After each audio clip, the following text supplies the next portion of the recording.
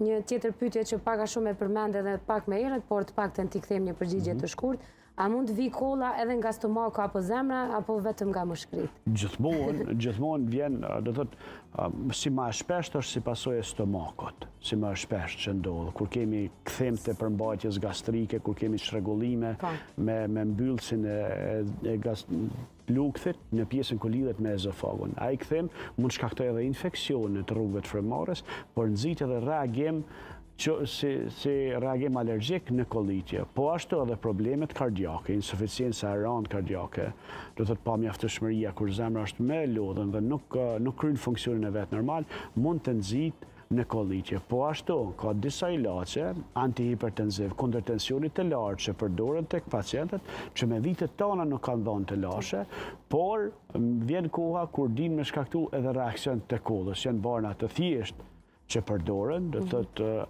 antihipertenziv të thjesht, që shpeshherë din të shkaktojnë kolitje dhe në një konsult bashkë pulmologut me kardiologun, në momentin kur ndryshohet terapia, ata pacient nuk kanë kolitje më. Që do të thotë se edhe problemet kardiake nxisin në shfaqjen e kollës.